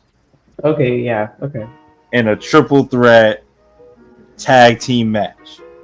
So we're going to have obviously two of the greatest tag teams in NXT history. You can argue the top 2 tag teams in NXT history. And then the greatest tag team of the current NXT, the Creed Brothers. I love the Creed Brothers. I think they have such a bright future in the WWE. And putting them with DIY and the Revival is just going to help elevate them even more. Love it. Hey. That right there is my opening match. The next match is going to be for the women's title. It's actually a fatal 4-way. Okay. It's going to be my girl, the GOAT, Sasha Banks. Because you know I had to get her on the show. Oh, of course. Versus Bailey versus Tiffany Stratton versus Roxanne Perez. So you kind of just took one of my matches. So in a way, yes, but this is my thinking. So if you think Sasha Banks and Tiffany Stratton, they have a lot in common, right? And then old school Bailey and Roxanne Perez got a lot in common. Mm-hmm. So we're gonna mix them all together in a 4-way for the women's title. I love it. Right there, awesome. Okay. Then the next match, we're gonna have a singles match. This one, I think you're gonna love. We're gonna have Ilya Dragunov in a regular singles match versus Aleister Black. Oh my god. Ooh. Oh my god. Oh. Talk about hard hitting.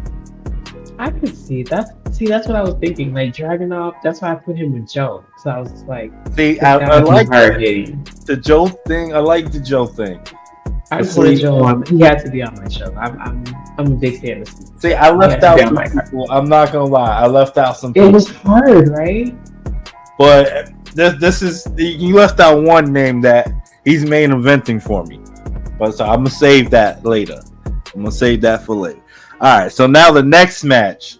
Okay, this is gonna be for the NXT North American title. Now, one of the greatest matches in NXT history. Okay, It opened a takeover. It was a ladder match. So I'm gonna have me a 8-man ladder match for the NXT North American title. The names are Ricochet, Velveteen Dream. See, I thought I would get booed out of the building if I brought Velveteen Dream. I don't care. Velveteen Dream is on my NXT card. Oh, okay. Yeah. He's in my card. He's one of my favorites in NXT history. He's in there. Okay, Pete Dunne and Dijak. Okay, they represent the old school NXT, and then representing the new school, you got Trick Williams, Wesley, Axiom, and I know technically you can argue he's old school, but since he still wrestles here in the new school, I'm throwing him in there. Tyler Bate. So that's my 8-man ladder match for the NXT North American title. Okay. All right. I now haven't seen too much of Axiom. Is he like a high flyer, right? Yes, he's like he's basically a luchador, but he's crazy. He has a lot of crazy moves. He was actually he was in a 4-way not too long ago with the one that Trick Williams won to fight for the NXT North American title. That was such a great match. Oh my god! And Axiom was doing crazy stuff in that match. What do you think about Axiom and Andrade? I'm missing Andrade too. Oh man! I see that was a name I had to. It's hard. It was hard. Yeah. All right, so now for the last 2 matches. For the co-main event, I had to put one of the faces of current NXT. You gotta put him. You gotta put Braun Breaker. Well, who does he face? Well, you gotta put one of the faces of the old school NXT. Right. You could argue he is the face of old school NXT. Oh, I think I know who the face. You gotta put Finn Balor. Braun Breaker versus Finn Balor. The Demon. Finn Balor. I did not think you were gonna say. I knew I left it off, but You were thinking Sandy. No, I was thinking Braun and Kevin Owens. Oh, that's a good one too. That's a good one. And I felt bad. Kind of belligerent and violent. And I felt bad for not having Kevin up here because Kevin's not in my main event. My main event for the NXT title, though, this is it. Because first off, this guy don't miss. We know. So we're gonna put my boy Mello in there. Right. But who does he face? You see, Mello has been great. He's been awesome. But it's just something about this guy, I mean, that he's gonna be facing. When he comes out, it's like the crowd just wants to say, "Baby." Oh. Adam Cole versus Carmelo Hayes for the NXT title in the main event. Yeah. That is fire right there. Talk about a hell of a main event. That's giving me Gargano and Cole vibes. That's ooh. And to think like we left out Gargano. Trump was not on there. I couldn't not put him on there. Like, see, I put him in. See, that's why I did DIY because I couldn't put Gargano. I wanted to put Gargano singles. I wanted to, but see, it was like, but then I can't put Tommaso, and I want Tommaso there. yeah. So I was like, you know what? I'll take DIY Gargano. I'll put him in DIY because I also want him facing the Revival, which was the greatest tag team matches like we've ever had in NXT, and you can argue in history. Okay, I wanted that, and I figured, you know, Finn Balor, him on his own versus Braun Demon versus Braun Breaker. Ooh, and then of course, like I said, Adam Cole, baby, may he may he rest up and heal up soon, get well. Versus Carmelo. Oh my god! And I know we didn't mention Shinsuke in our matches. Well, no, you did. I'm sorry. I didn't mention Shinsuke. I didn't mention Kevin.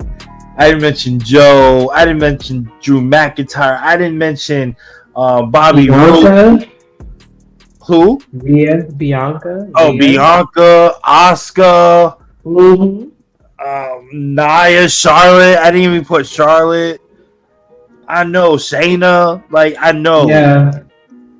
But I feel like I already have.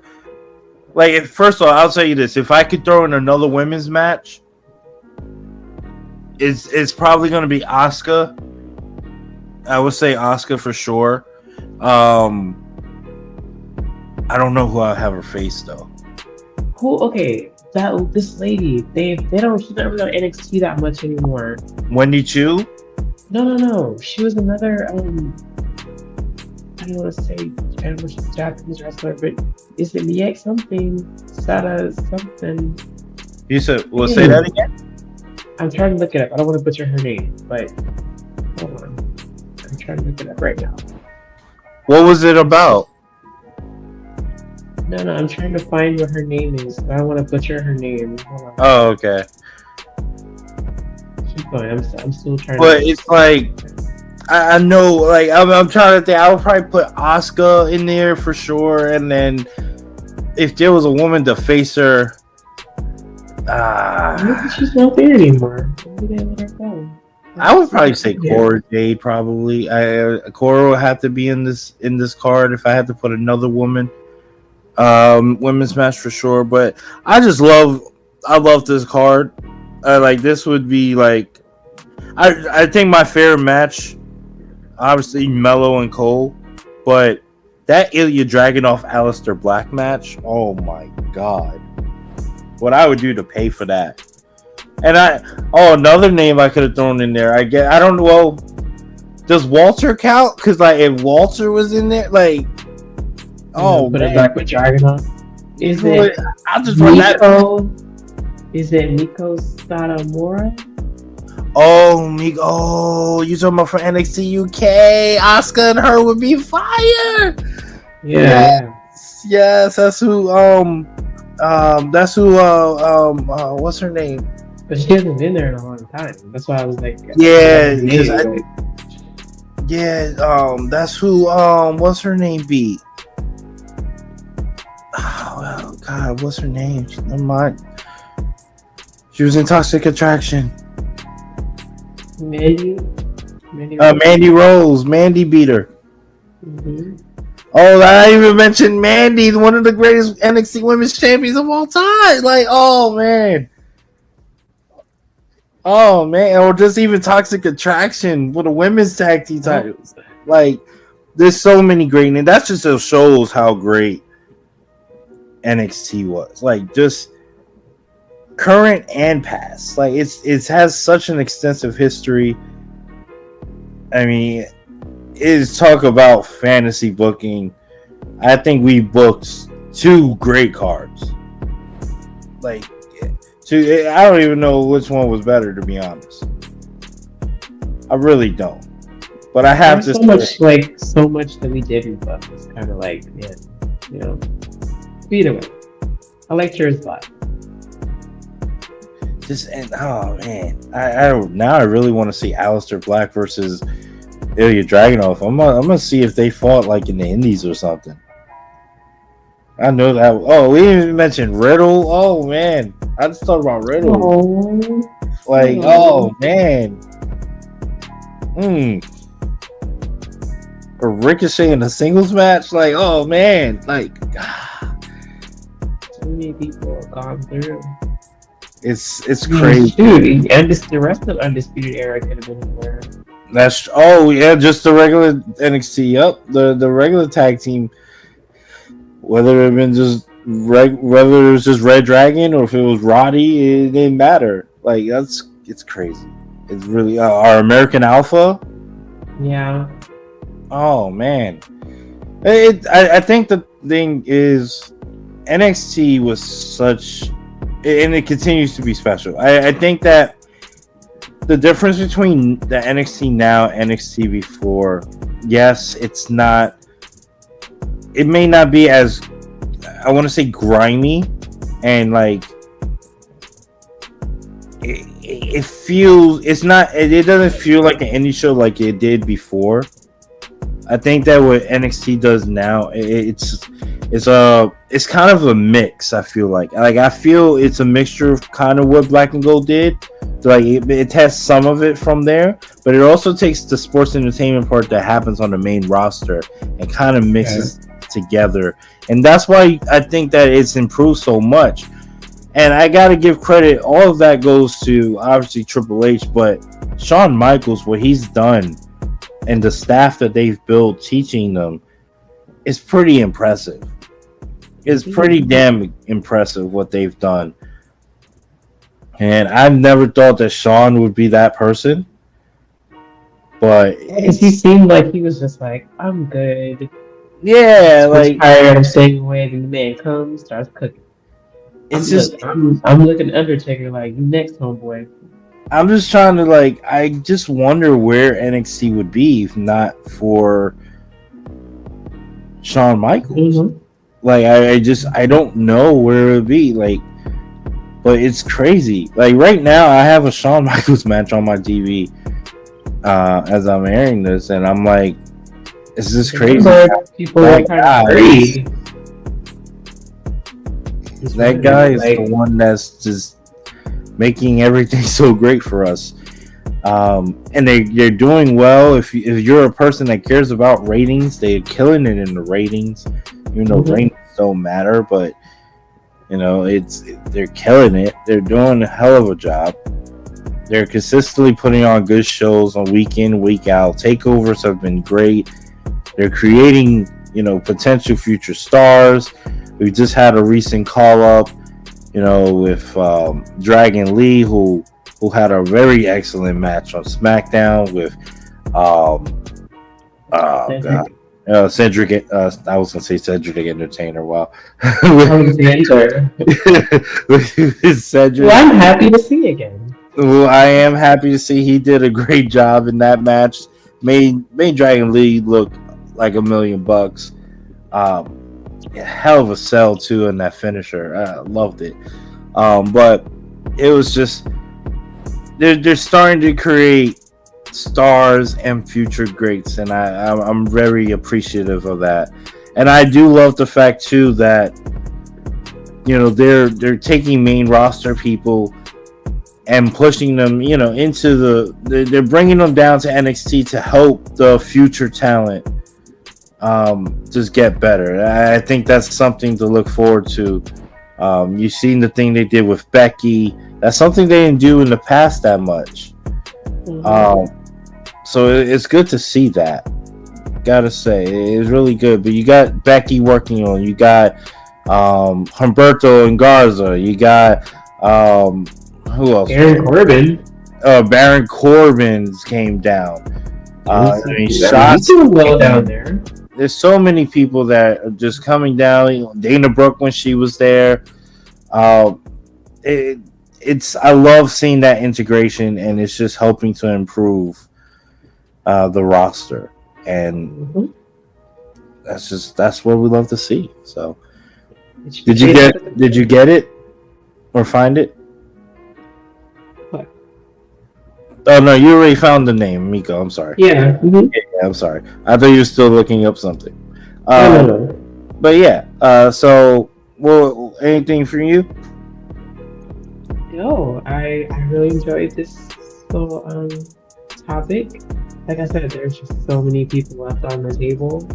But it was good and like I said, it's a testament to how strong NXT is now, to where we can pick people out and say, oh, okay, we can do this, we can do that. And I honestly think, I know a lot of people that we mentioned, they're not under contract with WWE in any capacity, but I do think it would be cool one day to really have this happen, just have a special episode and maybe just call it NXT Homecoming, and having those people come and do like a crossover show, like maybe 2 nights, and because that would be if you can get the Undertaker and John Cena, and Paul Heyman, and Cody Rhodes, and LA Knight on the show for one night.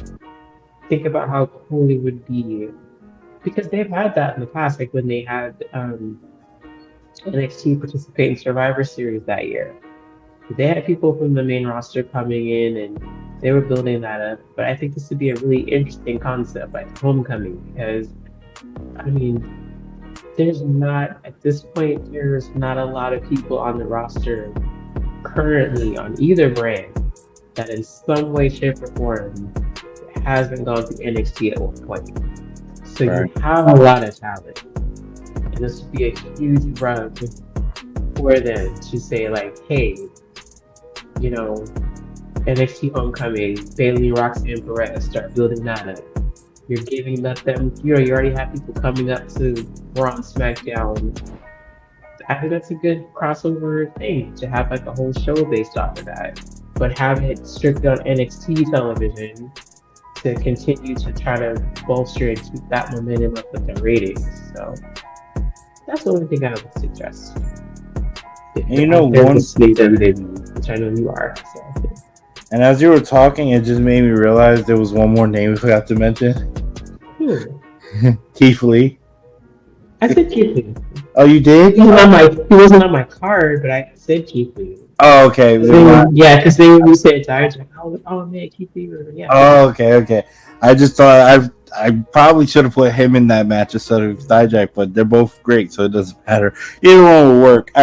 I actually saw a clip of that match that they had together recently, Keith Lee versus Dijak, and they've had some great matches and some great moments. I actually want to finish it because I only saw a clip on TikTok, but I want to watch that whole match. That was actually a pretty damn great match. But no. Oh, go ahead. No, go ahead. Go you. All right, so before we close, all right, we don't do this very often on the show, but in keeping with this tradition, this topic we have going, let's say like 3 to 5 names right now in AEW. If you can let them out of their contract, or just not even let them out, like give them a pass for like one night to come back, who would it be? Okay, wait. Okay, 3 to 5 people. Let me just make sure I heard you right. 3 to 5 people for one night. Let them come back to where? It could be NXT. It could be. Just keeping with the topic, yeah. If you're gonna do the NXT Homecoming, like what we just did, okay, 3 to 5 people to come back NXT. One is Keith Lee. I agree. Aleister Black, because he was on my list for sure. Trying to think who's in NXT. Who was in NXT that's in AEW? Adam Cole. Yeah, that's for sure. Those are 3 easy ones.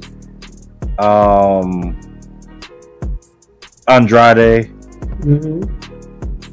And then another one.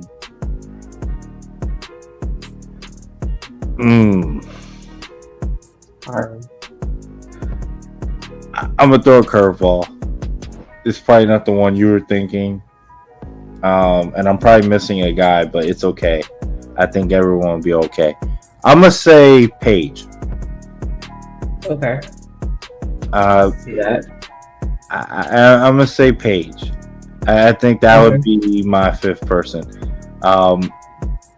Because I would love to see Paige and if Sasha was officially with them, I would say Sasha, but she's not officially with them, so I'm gonna say Paige. Paige works. I understand. I think it would be cool for Paige to, since she can wrestle again, to go home and finish out there. I thought that's a good idea.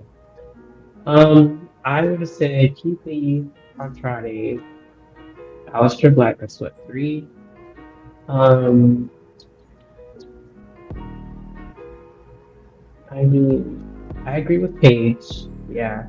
You know who I wouldn't have considered it, but their recent work has been so interesting to me? And I know they probably maybe couldn't get away with some of the stuff that they're doing on WWE TV right now. Tony Storm is very interesting.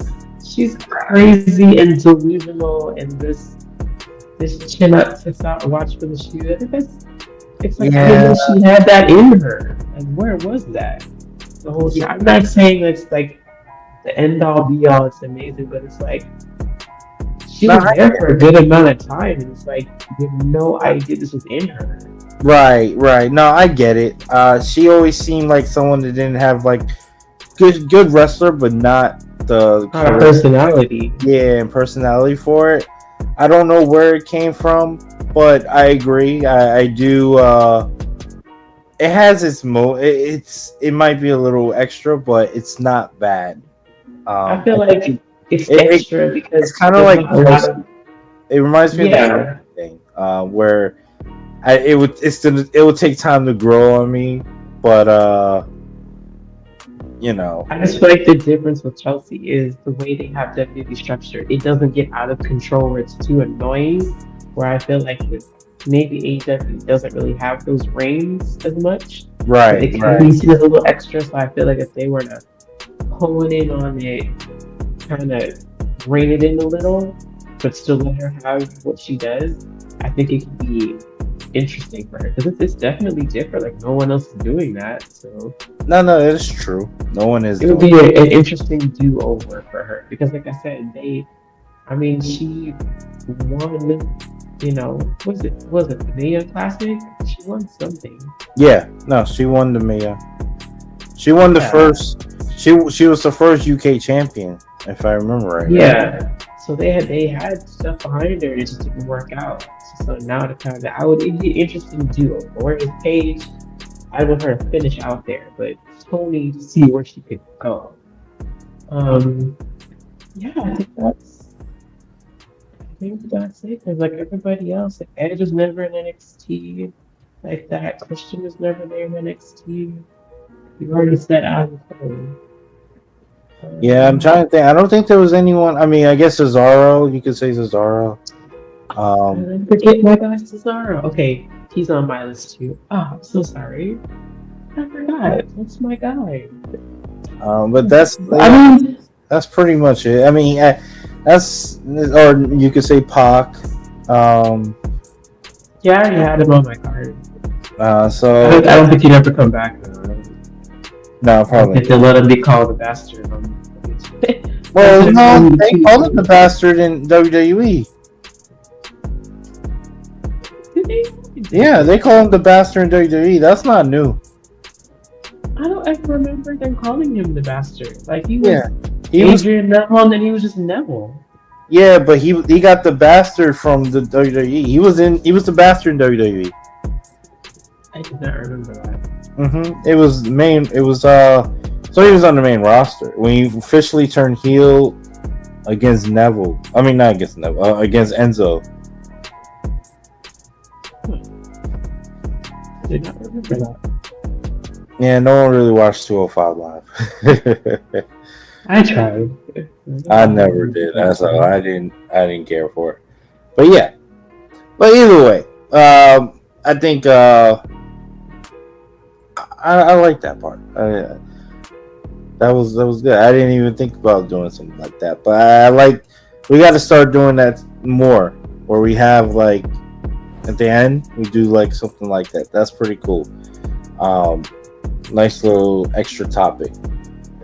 But ladies and gentlemen, this was a pretty good episode. We got to preview Crown Jewel.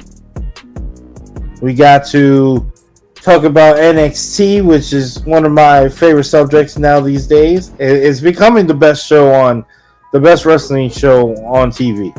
It's slowly there. I mean, it's. I know SmackDown is still there, and Raw has improved, but NXT might be the most consistent show, I should say. Maybe not the best show, but it's still the consistent because everybody knows that when SmackDown has Roman Reigns on, that's the number one show on program. So that's not even close. So, well, one more thing before we head out of here, though. Did you hear about TNA being back? Blackware. So Impact is now changing their name back to TNA. They're going to be No, I told. did not hear that. Yes. So that will be starting in January at their pay-per-view Hard to Kill. And they will officially be known as TNA again. So that's pretty good news for them. I think I'm gonna start watching TNA. I don't know. They got some good wrestlers over there. I know some of the names, and if they do sign my boy Will Ospreay, that would be another reason for me to watch. We do know they have like Trinity, and they got Mickey James, Jordan Grace. They just had their big show Slammiversary, I believe. No, Bound for Glory, which is kind of like it's one of their like big shows that they have. Their Summer Slams and stuff like that. So they had an excellent match, Mike Bailey versus Will Ospreay, that I encourage everyone to watch. It was a pretty great show, a great match. I mean, so but yeah, I think I'm gonna start watching TNA on the regular. I haven't officially said yes, but I'm thinking about it to add it to my list, and maybe we'll start talking about TNA on the show. We'll see. But other than that, I just wanted to give them a shout out because that's a big news. That's definitely some big news on their end. So shout out to TNA. But anyway, guys, I want to say thank you guys for listening to this episode.